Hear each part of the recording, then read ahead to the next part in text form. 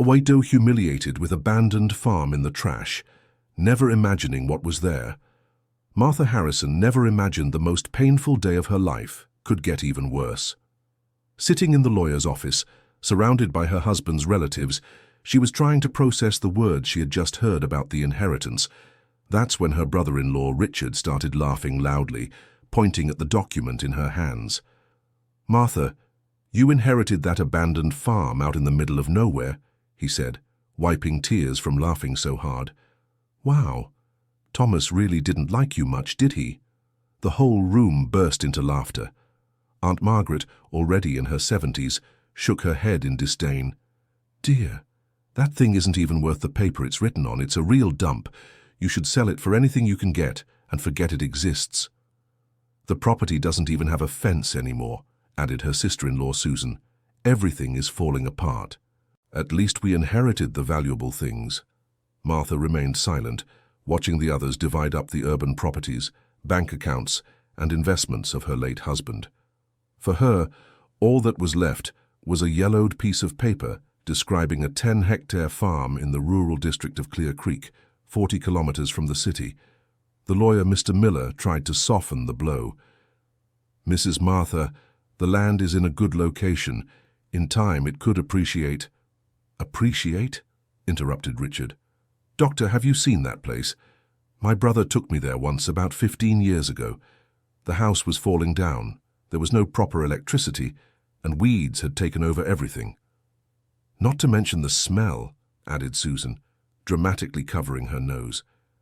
"There were some dead animals around there. I remember well." Martha felt her face burn with shame. After 42 years of marriage, her husband Thomas had left her only this property that everyone considered worthless. Did he really think so little of her? "Martha, if I were you, I'd put up a for sale sign today," advised Aunt Margaret. "Any money you get is already profit." "Exactly," agreed Richard.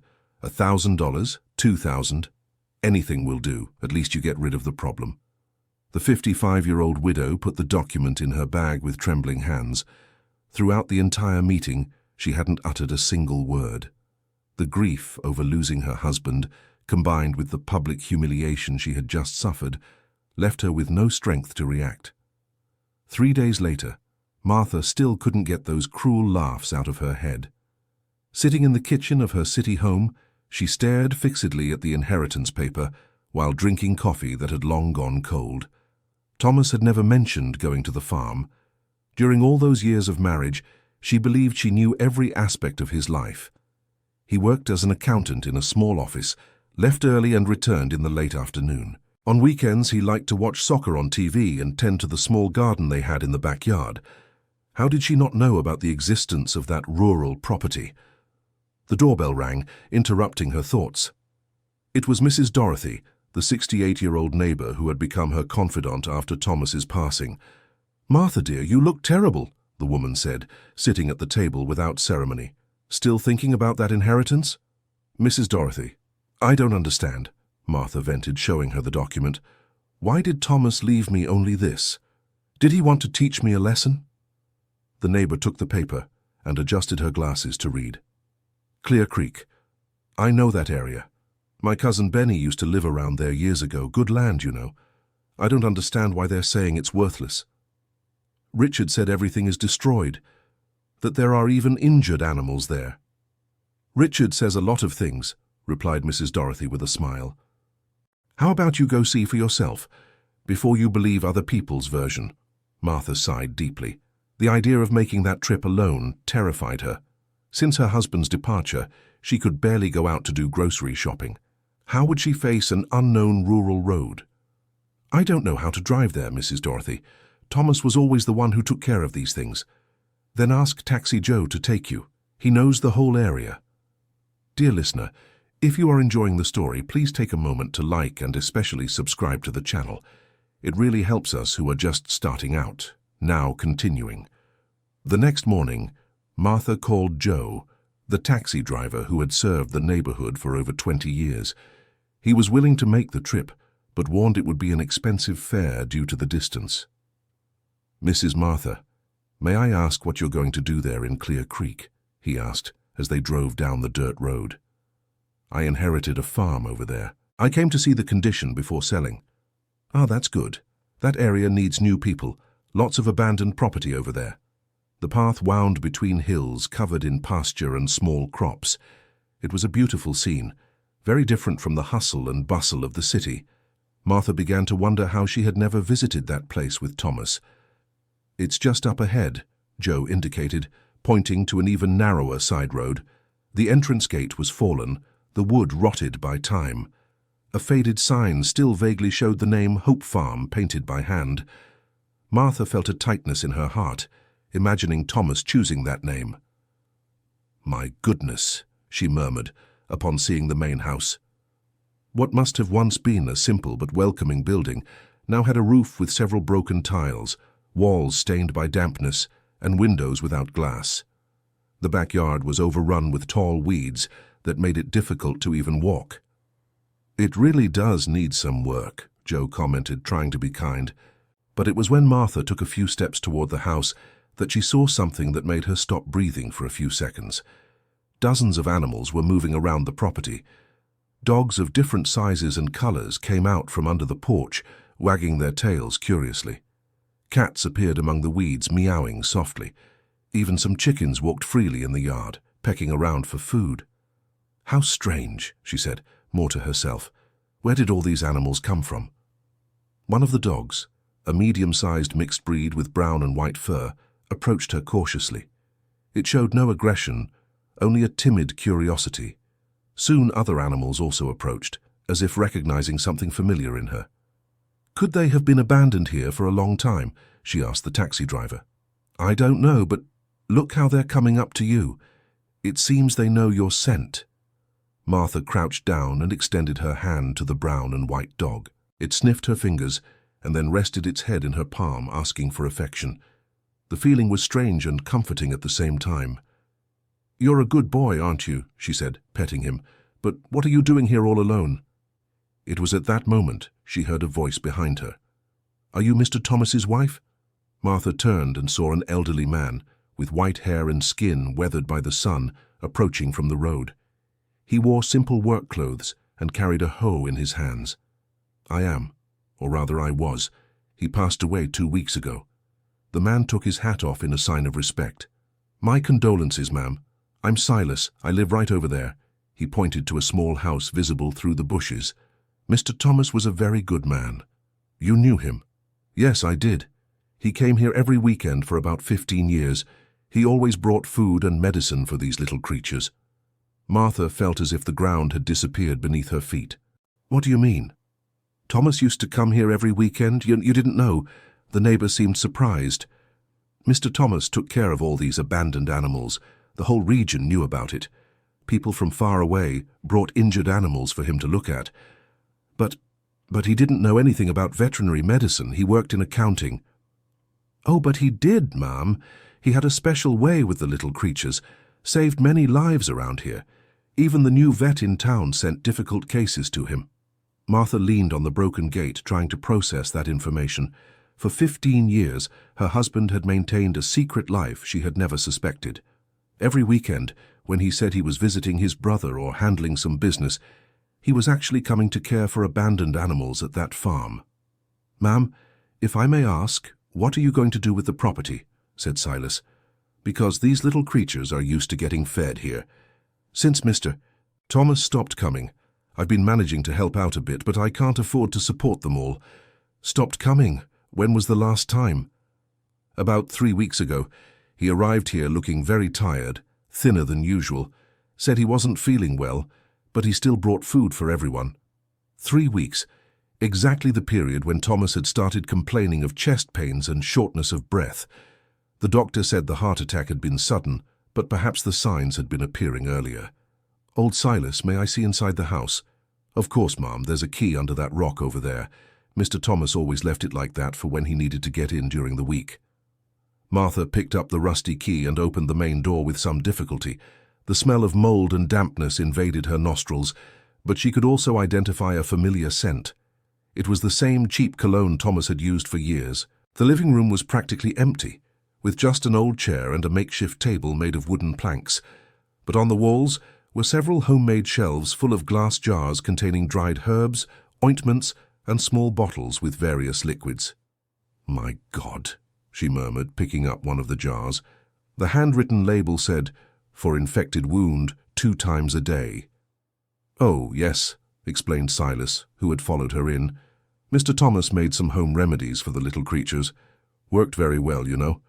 My dog was almost losing a paw because of a nasty wound, and his remedy saved it." Martha opened a small notebook that was on the table. The yellowed pages contained detailed notes about treatments, ointment recipes, and observations on the behavior of different animals. It was Thomas's handwriting. She would recognize it anywhere. March 12th. Rex still limping on left paw. Increased dose of horsetail tea. March 18th. Black cat had kittens. Need to arrange a better house for them. March 25th. Town vet brought a dog that was hit by a car, very serious. I'll try the treatment with the herb I learned from old Francisco. Each page revealed an aspect of Thomas she had never known. He wasn't just a shy, reserved accountant. He was someone who dedicated his weekends to saving lives, who studied alternative treatments, and who had become a reference in the rural community. "Why did he never tell me about this?" she said, more to herself than to Silas. "Mr. Thomas was very private, wasn't he? But I think he didn't want to worry you, ma'am. Taking care of so many animals like this is a lot of work and costs money. Maybe he thought you'd get angry." Martha flipped through more pages of the notebook. There were lists of expenses for food, medicine, and materials to fix up the facilities. The amounts were high for the family budget, and she began to understand why she always felt the money ran out quickly at the end of the month. He had been using part of his salary to maintain that sanctuary for abandoned animals. "Old Silas, how long have you lived here?" "About 20 years, ma'am. I saw this farm being built, then abandoned by the old owners, and finally Mr. Thomas buying it for a very cheap price. In the beginning, he came only to clear the land. Then he started bringing the first little animals." "And he never came accompanied? I mean with me or with someone from the family?" "No, always alone. Sometimes he'd mention he had a very good wife in the city who took care of the house and him. He said he didn't want to bother you with the animals' problems." Martha felt her eyes well up. While she was touched by Thomas's consideration, she was also hurt at having been excluded from such an important part of his life. Outside, the animals began to stir. Dogs barked softly and cats meowed, as if asking for something. "They're hungry," explained Silas. "Mr. Thomas always brought food at this time of day."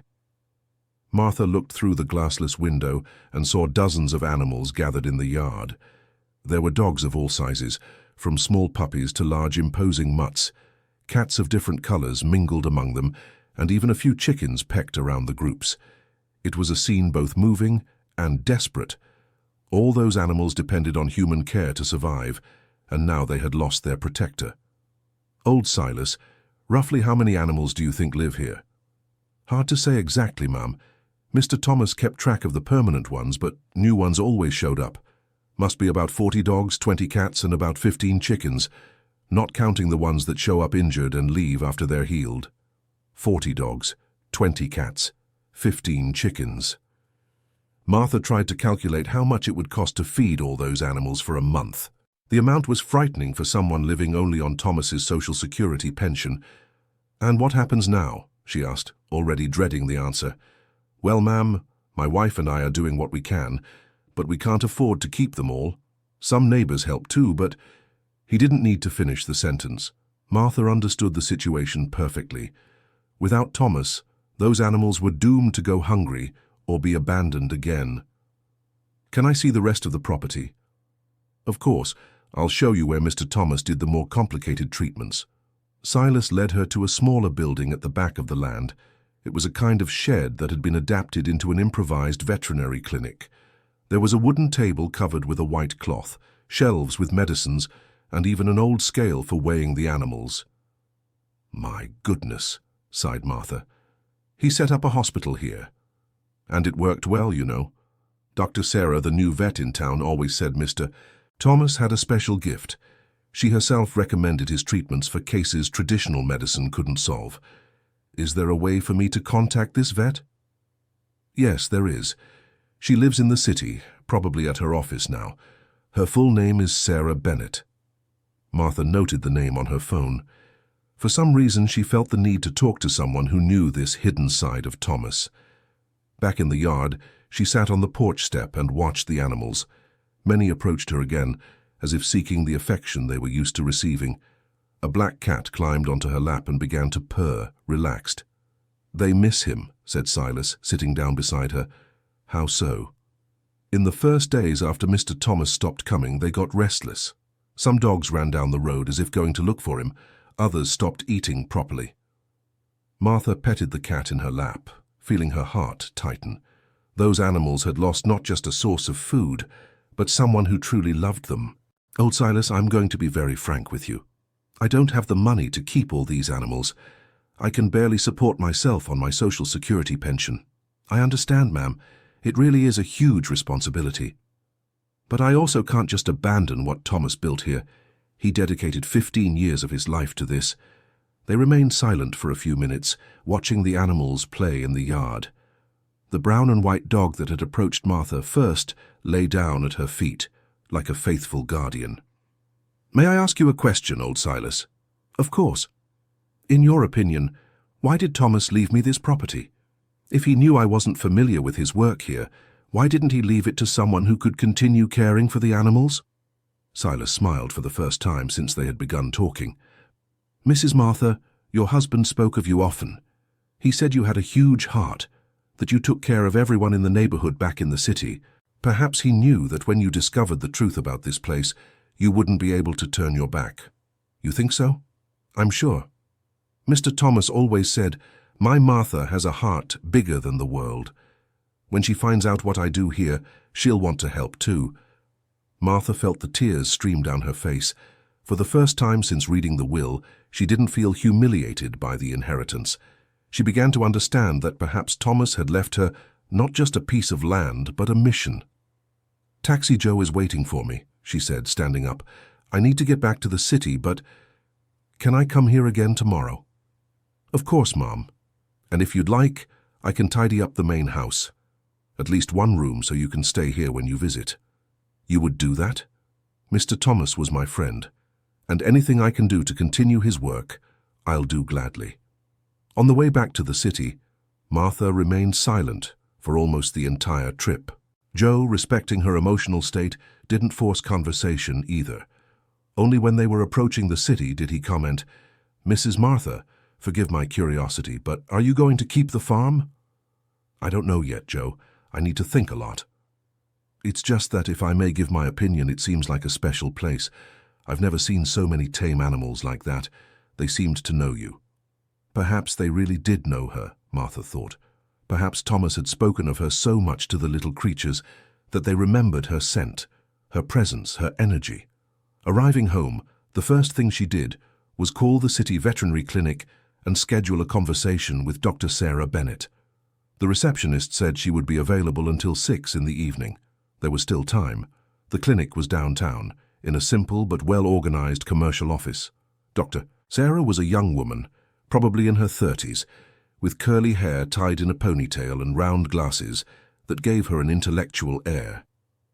"You are Mr. Thomas's wife?" she asked as soon as Martha introduced herself. "I am. I heard you were familiar with his work at the farm." Amanda's face lit up. "I was, and I admired it greatly. Your husband was a true angel for the abandoned animals in the region. I sent many cases to him over the last 5 years. Cases that traditional veterinary medicine couldn't solve." "Exactly. Mr. Thomas had a very special approach. He used medicinal herbs, natural treatments, and above all, a lot of love and patience. He achieved surprising results with animals I no longer knew how to help." Martha settled into the chair in front of Sarah's desk. "Doctor, can I be honest with you?" "Of course. I knew nothing about this activity of my husband's. I found out today, when I visited the farm for the first time." Sarah seemed genuinely surprised. "How is that? He always spoke of his wife with such affection. I thought you were involved in the work. Thomas kept this a secret, and now I find myself in a very difficult situation. I inherited the property, but I don't have the financial means or the knowledge to keep caring for all those animals." "How many animals are there currently?" "According to the neighbor, about 75 in total. Sarah let out a long sigh. That is a lot of responsibility indeed. And your Mr. Thomas took care of them all by himself? Apparently, yes, with the occasional help of some neighbors. Mrs. Martha, may I suggest something? Of course. How about we go there together tomorrow? I can assess the animals' conditions and talk with you about some possibilities. What kind of possibilities? Well, there are some animal protection organizations that could help. We can also think about a responsible adoption system to reduce the number of animals on the property. Martha felt immense relief. Finally, someone who understood the situation and could help her find solutions. Doctor, may I ask a personal question? Feel free. Did you really believe in Thomas's alternative treatments? Sarah leaned back in her chair and smiled. You know, Mrs. Martha, when I graduated as a veterinarian, I thought traditional medicine had an answer for everything. But after a few years in the profession, I realized that's not always the case. Sometimes love and care make more of a difference than any expensive medication. And Thomas had that? He had it in abundance. I've never seen anyone with such a knack for dealing with traumatized animals. He could calm little creatures that arrived aggressive because of their suffering. He had infinite patience. Martha felt her eyes well up again. She was discovering that her husband was much more special than she had imagined. Doctor, tomorrow I would like to spend the night at the farm. Old Silas said he'll fix up a room for me. Great idea. That way you can observe how the animals behave during the night, when they are more relaxed. I can stop by in the late afternoon so we can talk. That would be wonderful. Leaving the office, Martha felt more hopeful. Perhaps she wouldn't have to abandon Thomas's legacy. Perhaps there was a way to continue his work, even with her limitations. She spent the rest of the afternoon organizing some clothes to take to the farm. She also bought some basic supplies and dog and cat food. If she was going to spend the night there, she would at least make sure the animals didn't go hungry for another day. The next morning, Taxi Joe took her back to Clear Creek. This time, Martha felt more emotionally prepared to face the reality of the farm. Silas had already kept his promise. The main bedroom of the house was clean, with a simple but comfortable bed and even some wildflowers in a glass of water on the dresser. Thank you very much, old Silas. You didn't have to go to so much trouble. Don't mention it, ma'am. My wife Beatrice helped too. She was very happy to hear that you're going to try to continue your Thomas's work. I still don't know if I'll manage, but I want to try. It's a start. And look who came to greet you. Martha looked out into the yard and saw that several animals had gathered near the porch, as if they were waiting for her. The brown and white dog from the day before was the first to approach, wagging its tail happily. Hi, handsome boy, she said, crouching down to pet him. Do you remember me? The dog licked her hand and rolled onto its back, asking for affection. Other animals also approached, creating a welcoming scene around her. They liked you, observed Silas. That's a very good sign. Martha spent the day exploring every corner of the property. She discovered that Thomas had built several little houses scattered around the land to shelter the animals from the rain and cold. There was also a small orchard in the back, with fruit trees that provided shade and natural food. It was a place thoughtfully designed for the well-being of the little animals. In the late afternoon, Dr. Sarah arrived as scheduled. She was accompanied by an assistant and brought several boxes of veterinary supplies. Mrs. Martha, I brought some basic supplies and also medications that might be lacking, explained the veterinarian. Shall we do a general check-up on the animals? Please, I'm anxious to know how they are. The examination lasted almost 3 hours. Sarah and her assistant evaluated each animal individually, administering overdue vaccines, treating minor wounds, and checking their overall health. What's the verdict, doctor? Asked Martha when they finished. Surprisingly good. Most of the animals are healthy and well cared for. It's evident your husband did excellent work. And the more complicated cases? I identified about 5 dogs and 2 cats that need more specific treatment. Nothing serious, but it requires regular veterinary follow-up. Martha mentally noted this additional expense. Doctor, I need to be honest with you. I don't know if I can afford all the veterinary costs. Mrs. Martha, what if we think together about some alternatives? What kind of alternatives? First, we could create a sponsorship system.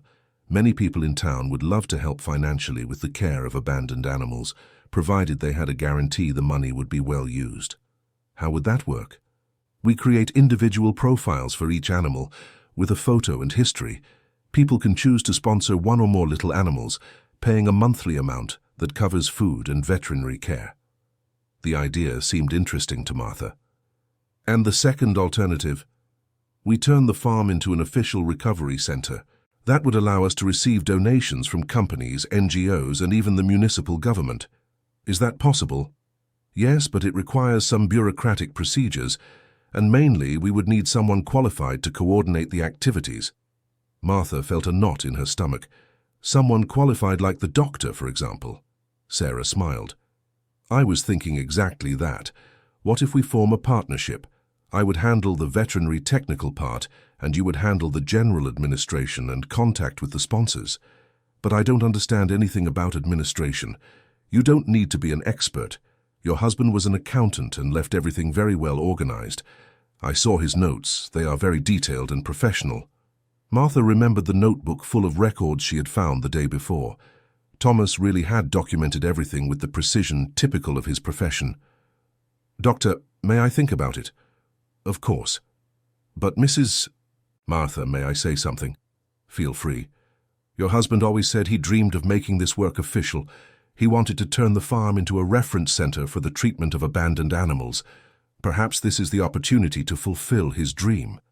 That night, alone in the room old Silas had prepared, Martha stayed up late looking out the window. The animals settled down to sleep in their little houses scattered around the yard, creating a peaceful and welcoming scene. For the first time in weeks, she didn't feel alone. The next morning she was awakened by the sound of soft barks and meows.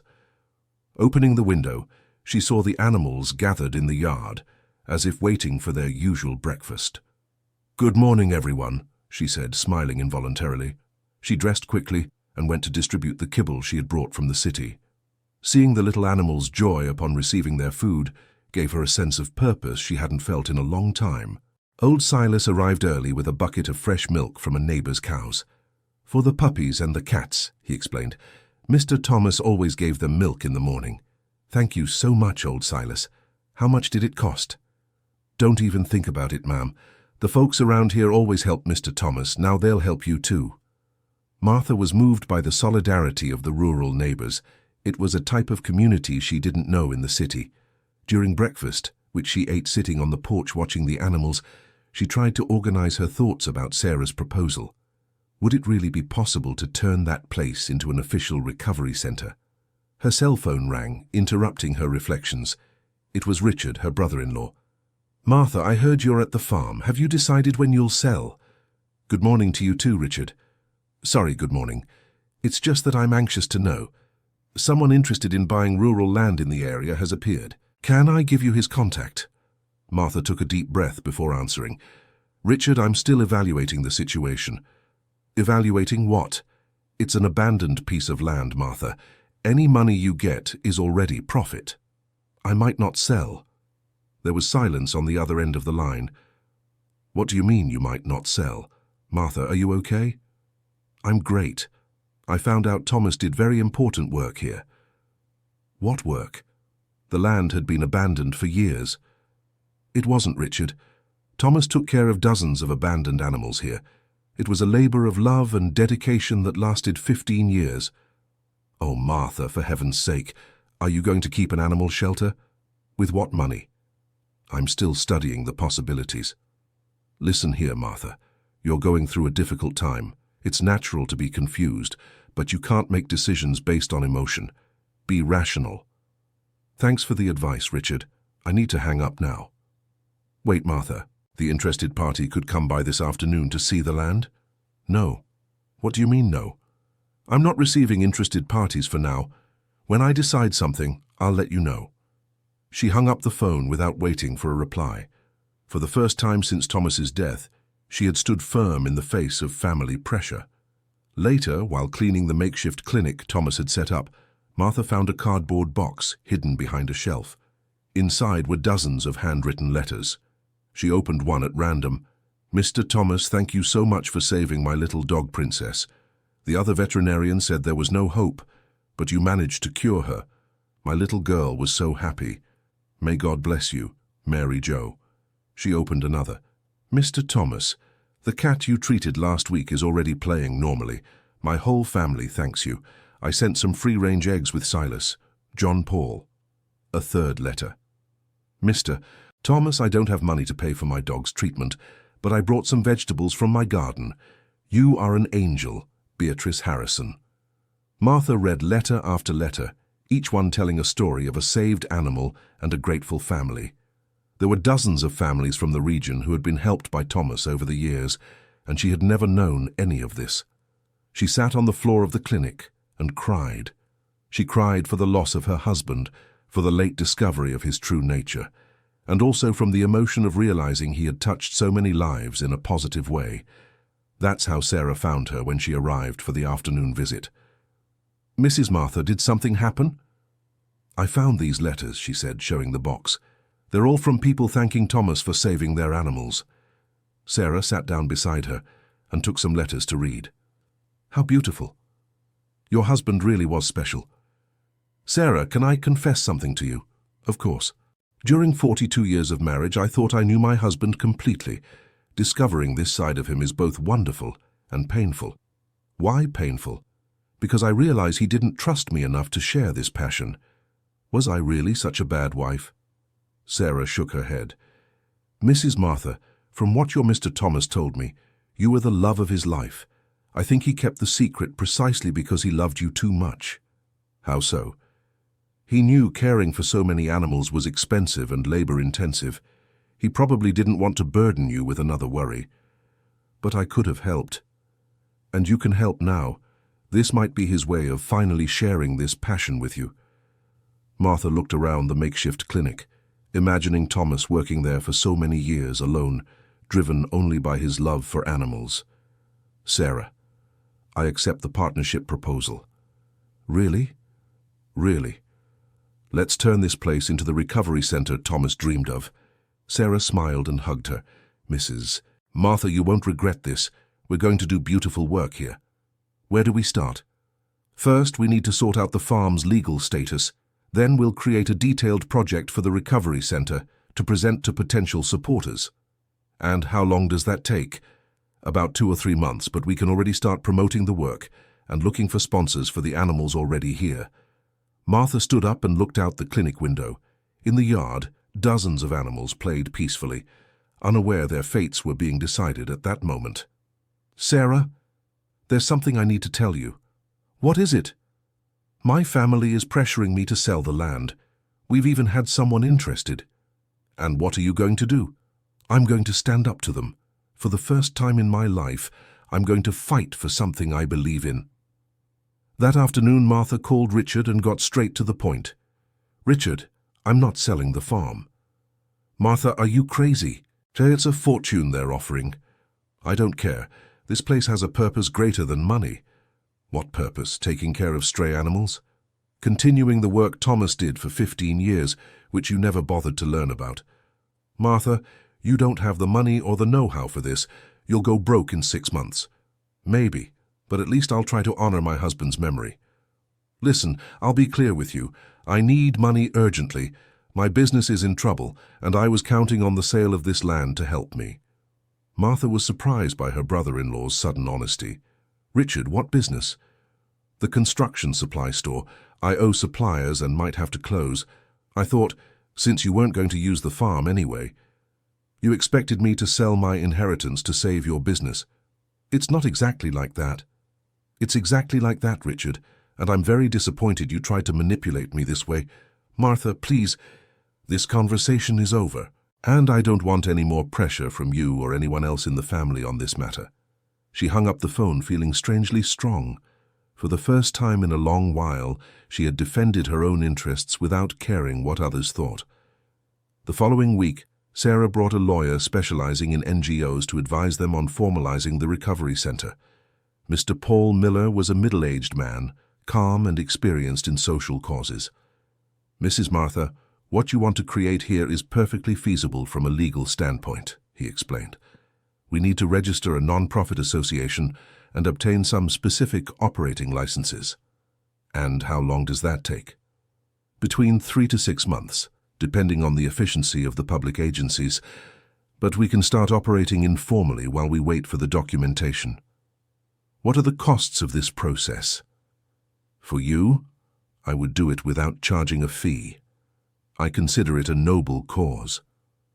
Martha was moved once again. She was discovering that there were many people willing to help when the cause was genuine. 2 weeks later, Sarah brought a surprise. "Mrs. Martha, I got our first major donation." "How so?" "While talking to some clients at the practice about our project, a businesswoman became very interested. She's going to donate $5,000 so we can start the necessary renovations." $5,000, really? And that's not all. She also wants to sponsor 10 animals, paying $300 a month for their upkeep. Martha couldn't hold back her tears of joy. "Sarah, this means we made it." "It's still just the beginning, but it's a very promising beginning." With the donation money, they hired Silas and 2 more neighbors to do the basic renovations on the main house and the clinic. In a month, the farm was unrecognizable. The house had a new roof, windows with glass, and a functional kitchen. The clinic was expanded and equipped with a proper surgical table, cabinets for medicine, and even a small recovery room. During the renovations, Martha decided to move to the farm permanently. She sold her house in the city and used part of the money to pay off some debts and the rest to invest in the recovery center. "Mrs. Martha, are you sure you want to live here?" asked Silas, concerned. "It's a bit isolated for a woman alone." "Silas, for the first time in a long while, I don't feel alone," she replied, looking at the animals playing in the yard. And it was true. The routine of caring for the little animals, receiving veterinarians, talking to people interested in adoption, and coordinating the center's activities had filled a void in her life she didn't even know existed. 3 months after the first conversation with Sarah, the Thomas Harrison Recovery Center was officially inaugurated. The ceremony was simple but moving. Several families from the region attended, veterinarians from neighboring towns, and even a councilman interested in supporting the project. "Mrs. Martha," said the councilman during his speech, "what you are doing here is an example for our entire region. This center will be a benchmark for the care of abandoned animals." After the ceremony, Martha sat on the porch of the renovated house and watched dozens of people moving about the farm, meeting the animals, and talking about responsible adoption. The brown and white dog that had been the first to approach her on that very first day lay down at her feet, as he did every night. She had decided to call him Tony, in honor of her husband. "Tony," she said, stroking the dog's head, "I think we managed to fulfill his dream." The animal looked at her with those sweet, intelligent eyes, as if he understood every word. 6 months after the inauguration, the center had already facilitated the responsible adoption of 40 animals and was receiving an average of 5 new cases per week. Sarah had hired an assistant and secured partnerships with universities for veterinary student internships. Martha, who had discovered a natural talent for administration and donor relations, coordinated a network of 50 sponsors who kept the center financially afloat. "Mrs. Martha," Sarah said one afternoon as they organized the animals' files, "I need to tell you something." "What is it?" "I received a job offer from a large clinic in the capital. Much better salary, benefits." Martha felt her heart tighten. "And are you going to accept?" "No. No. The work we do here is far more rewarding than any high salary. I feel fulfilled in a way I never thought possible. Sarah, thank you for staying. Thank you for agreeing to continue your Thomas's work. He would be so proud of you." That night, alone in her room at the farm, Martha opened the notebook Thomas had left and wrote her first entry. "Thomas, my love, we did it. The center is running, the animals are being cared for, and many have already found loving families. I know you are proud wherever you are. I'm sorry I didn't know this side of you before, but I promise to honor your legacy for the rest of my life. Your Martha." A year later, on a sunny morning, Martha received an unexpected call. It was Richard. "Martha, can I talk to you?" "Of course, Richard." "I wanted to apologize for the way I treated you, for the pressure, for not understanding what you were doing. It's in the past, Richard. No, it's not. I saw a report about the center on TV yesterday. I was moved seeing all your work. That's what Thomas had been doing for 15 years, Richard, in silence without seeking recognition. I know. And I'm ashamed for underestimating both you and him so much. Richard, how about coming to visit us someday? I'd like to show you in person what we've built here. I would love that. And Martha? Yes? You've become an incredible woman. Thomas would be so proud of the strength you've found. After hanging up, Martha went out for her morning walk around the farm. It was a routine she had developed to start the day right, checking on the well-being of all the animals. The little dog Tony, as always, faithfully accompanied her on these walks. She had discovered he had a special talent for identifying sick or sad animals, always leading her to them when they needed extra attention. That day, he led her to a corner of the property where a cat had given birth during the night. There were 5 tiny kittens, their eyes still closed. 5 more lives to care for, said Martha, gently petting the mother cat. Don't worry, Mama. You'll be safe here. Dear listener, if you're enjoying the story, please take a moment to like and especially subscribe to the channel. It really helps us who are just starting out. Now continuing. 2 years after taking over the center, Martha received an unexpected invitation. The City Hall wanted to honor her as Citizen of the Year for her work with abandoned animals. The ceremony would be in the City Hall auditorium with the presence of the mayor and council members. For a woman who had spent her whole life in the discretion of home, being publicly recognized in this way was something surreal. Mrs. Martha, are you going to accept the honor? Asked Sarah. I don't know. All this exposure makes me nervous, but it's important for the center. The publicity will help us get more supporters. When you put it that way, and besides, you deserve this recognition. What you've built here is extraordinary. On the night of the ceremony, Martha took the stage in the packed auditorium wearing a light blue dress she had bought especially for the occasion. Her hands trembled as she held the microphone. I'm not good with speeches, she began, eliciting warm laughter from the audience. But I wanted to thank you for this honor and dedicate it to my husband Thomas, who started this work many years ago. The audience applauded respectfully. When I inherited the farm, everyone thought it was a burden. I did too at first, but I discovered that sometimes the greatest blessings in our lives come disguised as problems. More applause. The center isn't mine. It belongs to all of us who believe that every animal deserves love and care. It belongs to the neighbors who help, the vets who donate their time, the sponsors who contribute monthly, and especially the animals who teach us about unconditional love every day. The audience stood up to applaud. Martha stepped off the stage with tears in her eyes, but this time they were tears of happiness and pride. After the ceremony, several people approached offering help for the center. A businesswoman proposed a partnership to produce natural food for animals. A group of retirees volunteered their services. A recently graduated veterinarian expressed interest in doing a residency at the center. Mrs. Martha, said the mayor before she left, I would like to talk about the possibility of turning this project into municipal public policy. What do you think about creating an official animal protection program based on your center's model? That would be wonderful, Mr. Mayor. Then let's schedule a meeting for next week. Returning home that night, Martha felt fulfilled. What had begun as a humiliating inheritance had become the greatest achievement of her life. 3.5 years after the first visit to the farm, the Thomas Harrison Recovery Center was a regional reference. It had promoted the adoption of over 300 animals, treated hundreds of cases of injuries and illnesses, and trained dozens of veterinarians in alternative treatment techniques. Martha, now 59, had become a kind of local authority on animal protection.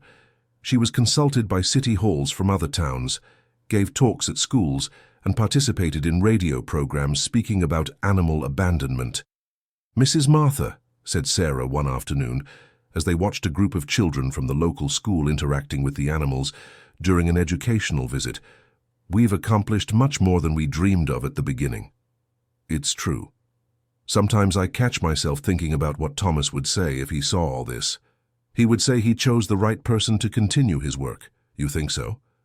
I'm sure. You discovered a strength you perhaps didn't even know you had. That night, Martha took her usual walk around the farm accompanied by the faithful little dog Tony, who was already graying but remained active and affectionate. They stopped at a high point on the property, from where they could see the entire grounds illuminated by the center's lights. "Thomas," she said, addressing both the dog and her late husband, "we managed to turn this place into a true home for hundreds of animals. I hope you're proud." The dog looked at her with those intelligent eyes and licked her hand, as if understanding every word. 4 years after discovering the farm, on a Saturday morning, Martha was organizing the files of the new animals when she heard a familiar horn outside. It was Taxi Joe, the cab driver who had first taken her to that place. "Mrs. Martha, I brought a surprise for you," he said, getting out of the car. Behind him came Richard, Susan, Aunt Margaret, and a few other relatives she hadn't seen in months. "My goodness, what a surprise," said Martha, genuinely happy to see them. "Martha, we came to apologize," said Aunt Margaret solemnly, "and to see the work you've done here." "No need for apologies, Aunt, you didn't know." "We knew we didn't know," interrupted Richard, "and we judged you anyway. That was our mistake." For 2 hours, Martha led her relatives on a complete tour of the center. She showed them the equipped clinic, the animal facilities, the adoption space, and the rehabilitation area for more serious cases. "My God, Martha," said Susan, visibly moved. "This is a real veterinary hospital." "It's much more than that," observed Aunt Margaret. "It's a place of love." At the end of the tour, everyone gathered on the house's porch for coffee that Martha had prepared. The animals moved about freely, some even climbing onto the laps of the more receptive visitors. "Martha, can I ask a personal question?" said Richard. "Of course." "Do you regret not selling the land?" Martha looked around, seeing the relaxed animals, Sarah treating a puppy in the clinic, volunteers organizing donations, and children playing with the dogs in the backyard. "Richard, I can tell you with all sincerity, this was the best decision of my life." "Why?" "Because I discovered that true wealth isn't in what we have, but in what we do for others." "Thomas knew this a long time ago. It took me longer to learn." Aunt Margaret approached and held her hands. "My dear, you've become an admirable woman. I was wrong when I said this place was worthless. It's worth far more than any money." After her relatives left, Martha felt lighter. The family reconciliation had been important, but the most valuable thing was knowing they finally understood and respected her choice. 5 years after that first humiliating visit to the farm, Martha woke up on a special morning. It was the 5th anniversary of the Thomas Harrison Recovery Center, and they had organized a big celebration. People arrived from various towns in the region. Families who had adopted animals from the center brought their pets to show how well they were cared for. Partner veterinarians came to present success stories. Municipal authorities attended to announce new support for the project. "Mrs. Martha," said the mayor during the ceremony, "I am pleased to announce that the City Council has unanimously approved the creation of the Thomas Harrison Municipal Animal Protection Program, based on the model developed here at the center." The audience erupted in applause. Martha couldn't hold back her tears. "Furthermore," continued the mayor, "we have also approved an annual subsidy of $50,000 for the maintenance of the center's activities." $50,000 a year. It was more than Martha had ever dreamed of getting for the center. With this support, they could expand their services even more and even hire more staff. "And to conclude," said the mayor, "I would like to announce that this property will be declared of municipal public utility for the social work developed here." Public utility. The farm that relatives had called a dump was now officially considered important for the entire city. During the party, Martha circulated among the guests, receiving congratulations and thanks. Many people told moving stories about animals that had been saved by the center. "Mrs. Martha," said an elderly lady holding a cat in her lap, "this is Princess. Do you remember her?" Martha observed the cat, a grey Persian with green eyes. "I'm sorry, I don't recall. She arrived here 3 years ago, nearly dead from abuse. The veterinarian said it might be better, well, not to continue her suffering." "Oh yes, now I remember. She was hospitalized in the clinic for almost 2 months." "Exactly. And look at her now." The lady lifted the cat, who purred contentedly. She's beautiful, healthy, and the darling of my family. What joy to know she's doing well. Mrs. Martha, you saved Princess's life, and you saved our family too, because she has brought so much joy to our home." Conversations like this repeated throughout the party. Each animal treated at the center had transformed not only its own life, but also the lives of the families that had taken them in. In the late afternoon, as the last guests were leaving, Sarah approached Martha. "Mrs. Martha, I need to tell you some news." "What news?" "I received a very special invitation." Martha felt her heart race, fearing Sarah was going to announce her departure. "What kind of invitation?" "To represent our center at the National Congress of Alternative Veterinary Medicine in Washington, D.C. They want me to present the methods we've developed here based on your Thomas's work." "Sarah, how wonderful. But I'll only go if you can come with me. After all, you were the one who coordinated this entire project." "Me? In Washington, D.C., speaking to veterinarians from all over the country?" "Exactly. Our experience here could inspire similar centers in other regions." The idea was both thrilling and frightening to Martha. 5 years ago, she could barely defend her position to her own relatives. Now she was being invited to speak about her work in the nation's capital. "Sarah, I accept. Let's show everyone what's possible to do when you have love and determination." 3 months later, Martha was in the auditorium of the Washington, D.C. Convention Center, facing an audience of 400 veterinarians from all over Brazil. Her hands trembled, holding the microphone, but her voice came out steady and clear. "My name is Martha Harrison, and 5 years ago I was just a widow who had inherited an abandoned farm," she began. "Today I want to tell you how that farm was transformed into a recovery center that has already saved over 1,000 animals." The audience was attentive to every word. "It all started when I discovered that my late husband, Thomas, dedicated 15 years of his life to secretly caring for abandoned animals. He wasn't a veterinarian, but he had something no university teaches: unconditional love for the little creatures." Martha told the whole story: the initial humiliation, the discovery of the animals at the farm, the partnership with Sarah, the financial difficulties, the family's resistance, and finally the growth of the center until it became a regional reference. "Do you want to know what the secret of our success was?" she asked, addressing the audience. Total silence in the auditorium.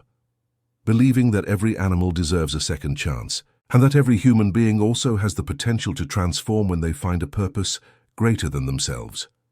The audience rose to applaud. Several people were wiping away tears. As she stepped off the stage, Martha was surrounded by dozens of veterinarians interested in learning more about the center's work and even replicating it in their regions. "Mrs. Martha," said a veterinarian from São Paulo, "I would very much like to visit your center. I'm thinking of creating something similar in my city." "You will be most welcome," she replied. "Our door is always open to those who want to learn." On the way home, during the flight, Sarah commented, "Mrs. Martha, do you realize what happened today?" "What do you mean?" "You inspired hundreds of professionals to rethink their way of working. Your story will generate dozens of new recovery centers across the country." Martha looked out the airplane window, seeing the city lights passing below. "Sarah, do you know what moves me most about all this?" "What?" "To imagine Thomas seeing that his dream is spreading across the whole country, that his love for animals is multiplying in places he never even knew." 6 years after taking over the center, Martha received a call that would once again change her life. "Mrs. Martha, this is Dr. Charles Thompson from the Federal University. I would like to propose a very special partnership with your center." "What kind of partnership, Doctor?" "We want to create here at the university the first extension course in alternative veterinary medicine and animal therapy, based on the methods developed at your center." "A university course?" "Exactly. And we would like you to be one of the coordinators along with Dr. Sarah." Martha almost dropped the phone. "Doctor, I don't have an academic background, but you have something far more valuable: practical experience and proven results. The university needs people like you, who know how to bridge theory and practice." "And how would it work?" "The students would intern at your center, learning the methods developed by your husband and refined by you. In return, the university would provide technical and scientific support to validate and document these methods. It was an incredible opportunity. The empirical knowledge Thomas had developed could be systematized and officially taught to future generations of veterinarians. Dr. Charles, I accept the proposal. Excellent. Can we meet next week to settle the details? After hanging up, Martha went out for her usual walk around the farm. The little dog Tony, now quite old, accompanied her with slower but still faithful steps. Tony, she said, stroking the dog's graying head, your knowledge is going to be taught at a university. You became a teacher without ever setting foot in a classroom. The dog looked at her with those wise eyes, as if understanding the importance of that moment. 7 years after the discovery of the farm, on a rainy winter morning, Martha was in the clinic helping Sarah with a procedure when she heard someone calling outside. Is anyone there? It was a young woman's voice with a heavy country accent. Martha went out to see who it was. On the porch was a girl of about 20, soaked by the rain, carrying a cardboard box. Please help me, said the girl, visibly desperate. I found this little dog hit on the road. She's in very bad shape. Martha opened the box and saw a small dog with light fur, breathing with difficulty and with serious injuries to her hind legs. Sarah, she shouted, emergency. In the following minutes, the clinic transformed into an improvised operating room. Sarah worked with precision to stabilize the dog, while Martha prepared the medications and organized the materials. How is she, doctor? Asked the girl, who had introduced herself as Julia. Critical, but she has a chance, replied Sarah, without taking her eyes off the patient. The fractures are serious, but they didn't hit vital organs. 3 hours of procedures later, the dog was stabilized in one of the clinic's recovery cages. She was breathing better and had stopped bleeding. Julia, where exactly did you find her? Asked Martha. On the road to Fairhaven. She was lying on the shoulder. The truck that hit her didn't even stop to look. And you decided to bring her here? A lady in town told me you were the best with injured animals. I couldn't leave her to die on the road. Martha observed the girl more closely. Simple clothes, hands calloused from farm work, but eyes full of compassion. Julia, do you have animals at home? I have several. I live on a small farm with my grandmother, and abandoned animals always show up there. We take care of them as best we can, but we don't know much. And what do you do for a living? I work on a cattle ranch, helping with management, but my real dream is to be a veterinarian. I just don't have the money for college. Sarah approached, having heard the conversation. Julia, how about doing an internship here at the center? You could learn a lot and still help with animal care. Really, you would take me? If you have the willingness to learn and work hard, yes, replied Martha. But we can't pay a salary, just an allowance for transportation and food. I don't want money. I just want to learn. That's how Julia became the center's first official intern. In the following months, she demonstrated a natural talent for dealing with injured animals, especially the most traumatized and aggressive ones. Mrs. Martha, Julia has a special gift, commented Sarah after a few months. She can calm animals that even I can't approach. Does she remind you of someone we know? Mr. Thomas. Exactly. She has the same way about her. Julia quickly became indispensable at the center. Besides assisting with treatments, she began developing her own techniques for approaching traumatized animals, based on extreme patience and very slow movements. Julia, how did you learn to do this? Asked Martha, watching her calm a dog that had arrived aggressive due to the mistreatment it had suffered. I can't really explain it, Mrs. Martha. It's as if I feel what they're feeling, the fear, the pain, the distrust. So I go slowly, showing that I won't hurt them. Have you ever thought about applying to veterinary school? I think about it every day, but I don't have the means to pay for it. What if I told you there is a way? How so? The extension course we're developing with the university will offer scholarships to underprivileged students with proven aptitude. You would fit the profile perfectly. Julia's eyes filled with tears. Are you serious? Completely serious. I'll speak with the course coordinator tomorrow. A week later, Julia was taking a practical exam at the university, demonstrating her handling techniques with traumatized animals. The result was extraordinary. She earned a full scholarship. "Mrs. Martha," she said, crying with emotion, "I don't know how to thank you for the opportunity you're giving me." "Julia, do you remember the little dog that was hit by a car that you brought here on your first day?" "Of course. Hope. How is she?" "Fully recovered and was adopted by a wonderful family. But do you know what's most important?" "What?" "If you hadn't stopped to help her that day, you never would have discovered your calling. Sometimes when we help others, we are actually finding our own path." Julia graduated as a veterinarian 4 years later, specializing in animal behavior and alternative therapies. Her final thesis was on techniques for emotional rehabilitation of traumatized animals, based on methods she herself developed at the center. On graduation day, Martha was in the front row of the auditorium, applauding proudly as Julia walked onto the stage to receive her diploma. "Mrs. Martha," Julia said after the ceremony, "I want to make you a proposal." "What proposal?" "How about we open a branch of the center in Fairhaven?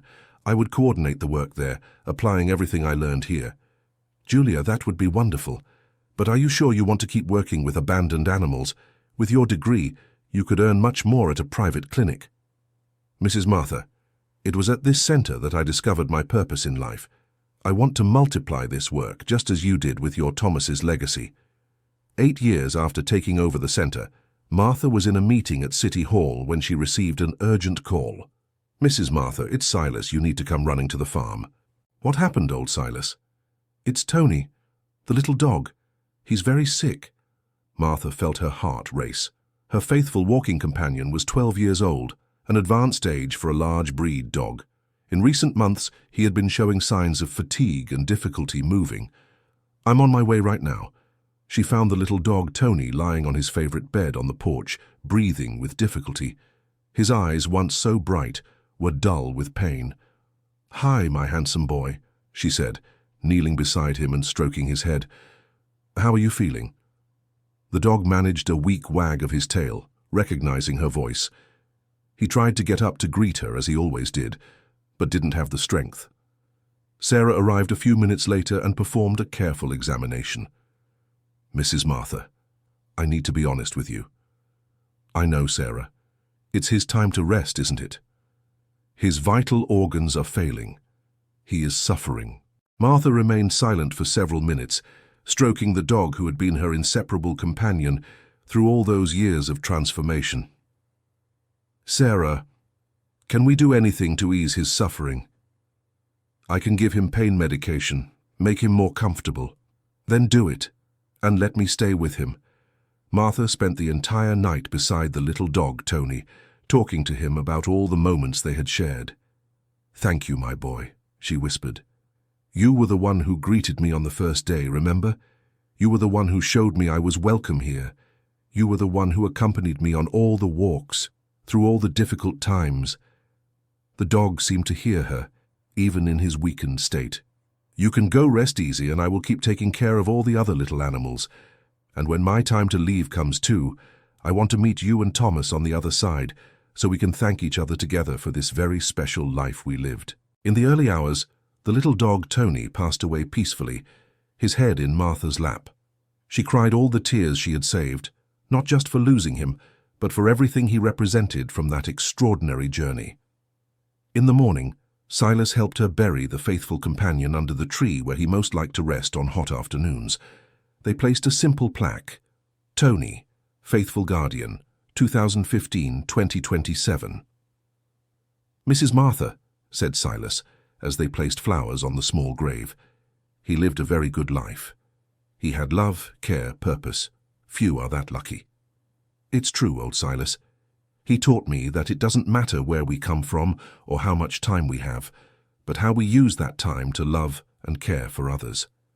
In the following days, Martha felt the little dog Tony's absence deeply.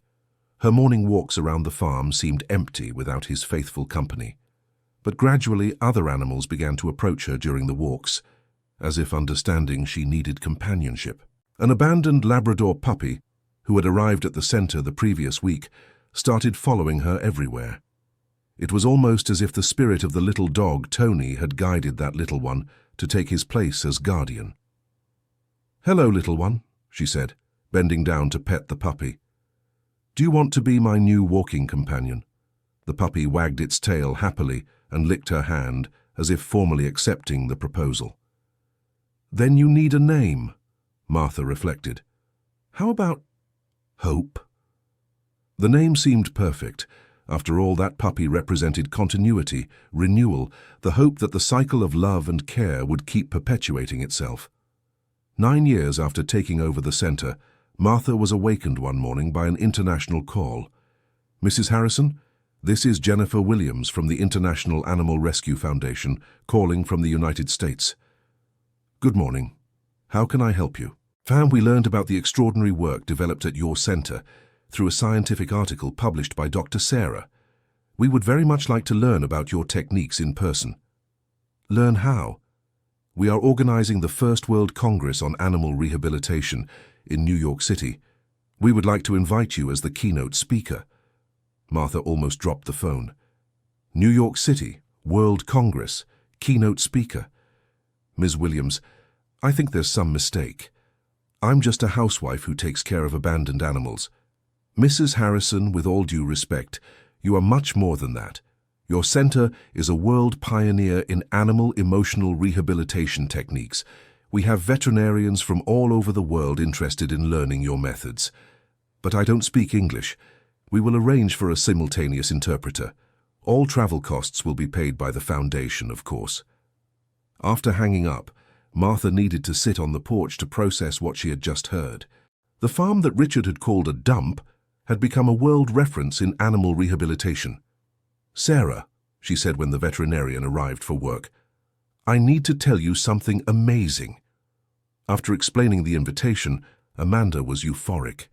"Mrs. Martha, do you realize what this means? Honestly, I'm still trying to understand.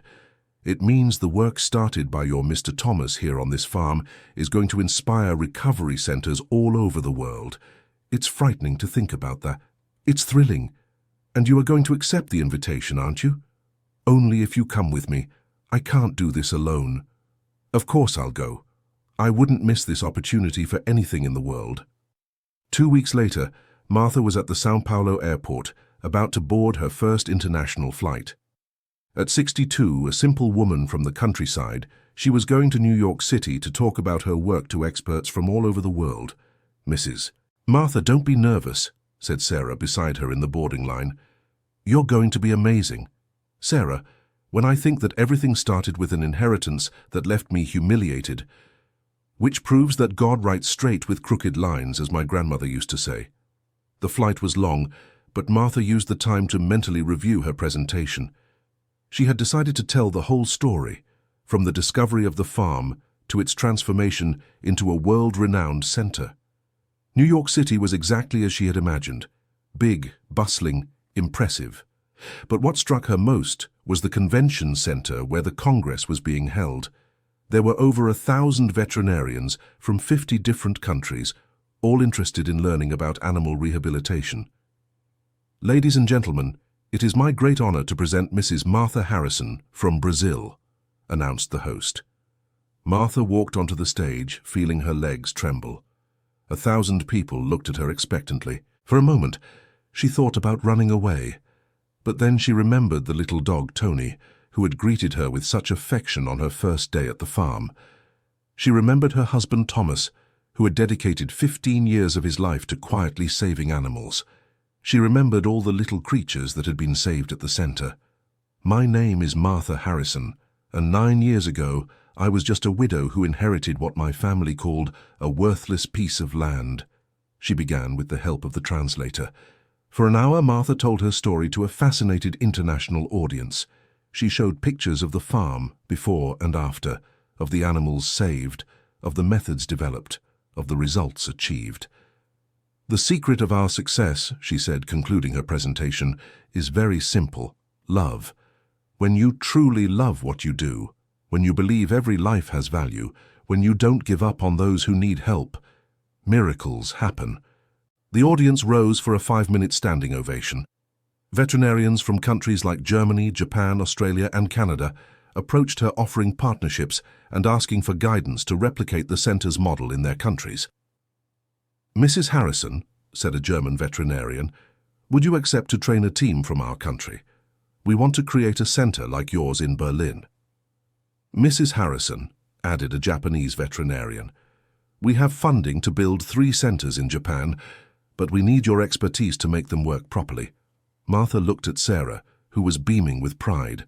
"I would be honored to help," she replied. "But you must understand, this is not about techniques or methods. It's about love. If you don't have love for the animals, nothing else will work." Back in Brazil, Martha found the center running perfectly under the coordination of Julia, who had taken over the activities during her absence. "Mrs. Martha, how was New York City? How was New York?" asked the young veterinarian. "Incredible, Julia. And do you know what the best part was?" "What?" "Realizing that the work we do here is unique in the world. Not because we have special techniques or modern equipment, but because we do it with true love." "And the international partnership proposals?" "We'll accept some, but always keeping our principles. Every animal is unique, every life has value, and love is the best medicine." Dear listener, if you're enjoying the story, please take a moment to like the video and especially subscribe to the channel. It helps us a lot as we're just starting out. Now, continuing. 10 years after taking over the center, on a sunny spring afternoon, Martha was on the porch of the house watching a scene that had become routine. Dozens of animals playing freely in the yard, volunteers caring for the newest arrivals, veterinary students learning rehabilitation techniques, and families visiting little critters for potential adoption. The puppy Hope, now a majestic adult dog, approached her and lay down at her feet, assuming the guardian role that the little dog Tony had performed for so many years. "Hope," she said, stroking the dog's head, "can you imagine what this place was like 10 years ago?" The dog looked at her with those intelligent eyes, as if it could truly understand the scale of the transformation that had taken place there. Martha remembered that first meeting in the lawyer's office, when everyone laughed at her for inheriting a dump. She remembered the humiliation she felt, the desire to sell everything at any price just to be rid of the problem. Now, 10 years later, the Thomas Harrison Recovery Center was known worldwide. It had branches in 3 Brazilian states and partners in 15 countries. It had facilitated the adoption of over 5,000 animals and trained hundreds of veterinarians in rehabilitation techniques. More important than all these numbers, however, was the personal meaning of that journey. Martha had discovered strengths she didn't know she possessed, developed skills she never imagined having, and found a life purpose that gave meaning to each day. Her phone rang, interrupting her reflections. "Mrs. Martha, it's Richard." "Hi, Richard. Is everything okay?" "Everything's great. I'm calling to give you some news." "What news?" "Remember that businessman who wanted to buy your farm 10 years ago? The one who offered a fortune?" "I vaguely remember. Well, he was arrested last week for money laundering and racketeering. They discovered he was using rural properties for illegal schemes." Martha felt a shiver. "My God." "Martha, imagine if you had sold the farm to him. You'd be involved in a terrible criminal investigation." "Richard, I never thought of it that way. Thomas protected you, Martha. Even after passing, he continued to protect you. He left you this property not just as an inheritance, but as salvation." After hanging up, Martha walked to the little dog Tony's grave and knelt before the small burial site. "Thank you," she whispered. "Thank you for protecting me, for guiding me, for showing me the right path even when I couldn't see it." A gentle breeze rustled the flowers she had planted over the grave, like a tender response from beyond. That night, before sleeping, Martha opened again the notebook of notes that Thomas had left and wrote her final entry. "Thomas, my love, it's been 10 years since I discovered your secret. 10 years since you left me this precious inheritance disguised as a burden. Today I understand that I didn't just inherit a farm but a life mission. I didn't just receive land and animals, but the opportunity to discover myself, to grow, to make a difference in the world. You knew I would find strengths I didn't even imagine I possessed. You knew I wouldn't be able to abandon the little animals you loved so much. You knew that deep down we were more alike than I realized. Thank you for trusting me. Thank you for giving me the chance to honor your memory in the most beautiful way possible. By continuing to spread love, your Martha, who finally understood the true value of things. The next morning, Martha woke to the familiar sound of animals moving about the yard. She opened the window and saw a scene that moved her deeply. A family was arriving at the center, bringing an elderly dog they had adopted 2 years earlier. They had come to show how happy and well cared for she was. It was this feeling of duty fulfilled, of lives transformed, of love multiplied, that made all the effort worthwhile. Martha got dressed and headed out for another day of work at the center. Hope faithfully accompanied her, as she did every morning. Along the way, she greeted each animal by name, checked that they were all well, and distributed affection and attention. "Good morning, everyone," she said, addressing the little animals. "Another day of work awaits us. Shall we make a difference in someone's life today?" The animals responded with happy barks, affectionate meows and tail wags, as if they perfectly understood the purpose of that collective mission.